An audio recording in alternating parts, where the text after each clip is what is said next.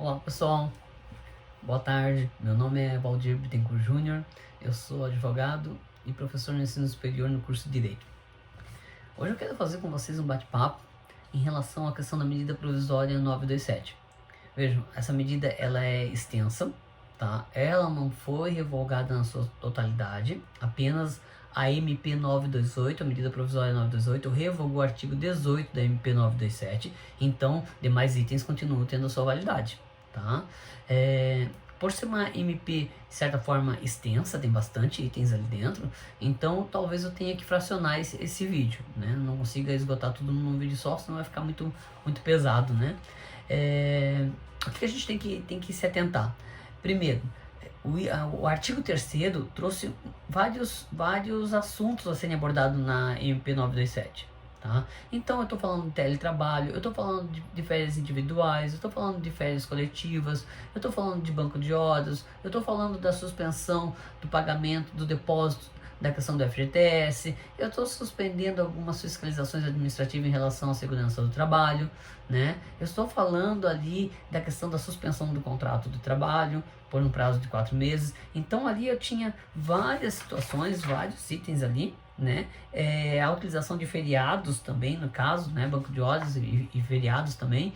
Então assim, ó, a MP 928 simplesmente veio e tirou o item 7 dali, que dizia assim: o direcionamento do trabalhador para a qualificação. Esse caiu fora. Os demais, eles continuam tendo validade, tá? Então, vale a pena a gente se atentar a isso. A MP 927 está ali e com bastante itens para a gente analisar. Vamos falar da questão de algo que está chamando a atenção, que é o teletrabalho.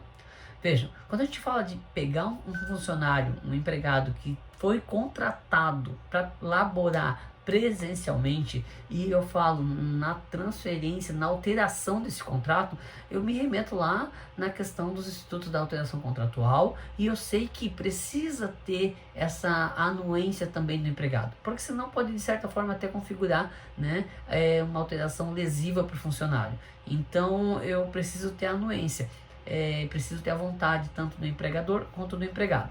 Entretanto, nessa situação atípica, tá? A MP vem dizendo que, lá no artigo 4º, que o empregador poderá, tá? Ele poderá, a seu critério, fazer essa alteração de trabalho presencial para teletrabalho, para trabalho remoto ou trabalho à distância, tá? Então cabe a ele fazer essa alteração, independente da existência de acordo individual, né, por escrito, ou acordo coletivo por escrito, tá? Então é independente disso, cabe ao empregador. Até aí, tranquilo, né? Uma situação atípica, a preocupação maior é a saúde da população, do cidadão, então é razoável que o empregador, por ter essa responsabilidade, ele possa fazer essa alteração no que é mais benéfico, principalmente para a saúde do obreiro, tá?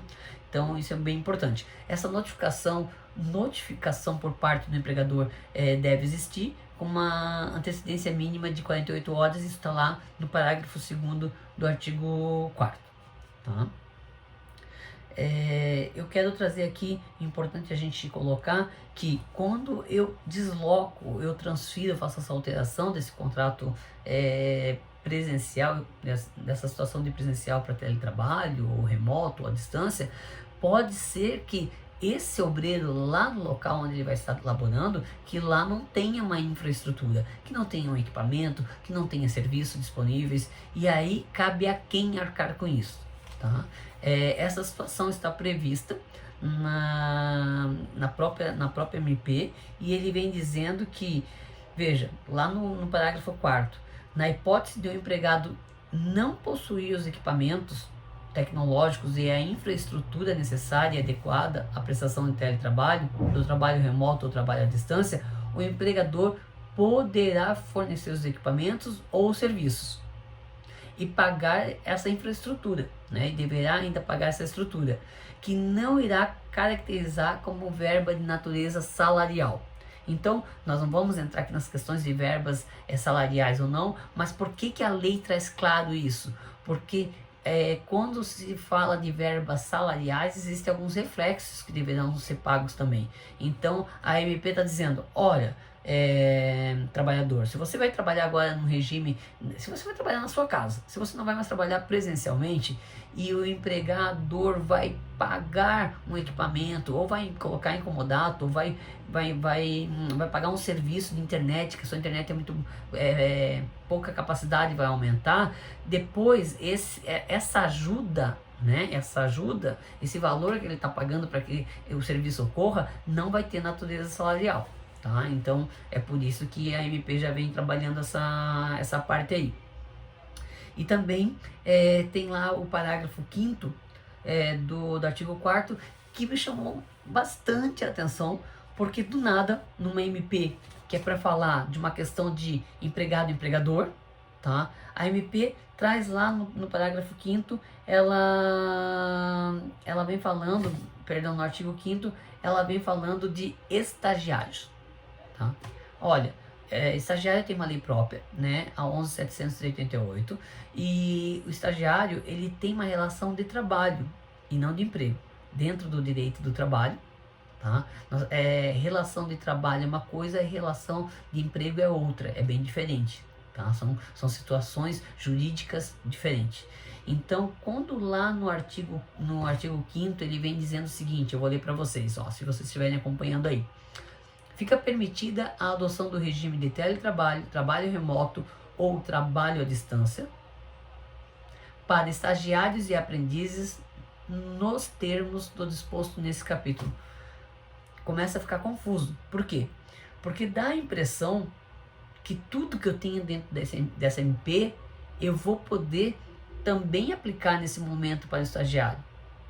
E aí eu já começo a pensar o seguinte: peraí, mas a MP também não vai falar de férias individuais, de férias coletivas? Férias? O Instituto de Férias? Sim, vai falar sobre férias. Mas estagiário tem férias? Não, né? Estagiário tem recesso remunerado, que é diferente de férias. Então, se a MP pretendia também estender isso para os estagiários, deveria ter estendido um artigo específico e já trabalhando os outros institutos que são de direitos dos estagiários. Então isso é uma coisa que me chamou a atenção dentro dessa MP, tá? Porque simplesmente foi jogado os estagiários ali no artigo 5º e quer dizer que eu posso colocar ele em teletrabalho. E as demais? E o recesso remunerado, posso antecipar? Não posso? Porque as férias a gente vai estar falando sobre isso, né? Então, isso é algo que me chamou bastante a atenção, tá? Então, aqui da MP 927, eu trabalhei com vocês agora, esse bate-papo muito rápido, do artigo 1º ao artigo 5º, tá? E eu vou fazer um novo vídeo depois, vou falar só da antecipação das férias individuais, né? Porque também é algo bem interessante de a gente pensar ali em relação às férias. No momento pode se resolver algo e depois pode se criar um problema muito maior, né, lá na frente, tá? Então fique acompanhando aí. Se você gostou do vídeo, dá um like. Se puder compartilhar, compartilhe, tá? Com o máximo de pessoas possíveis aí, porque a gente vai ter que ir esclarecendo isso aí e realmente discutindo no intuito de construir uma solução, porque tá bem ainda obscura toda essa situação jurídica, tá? Até mais, um grande abraço.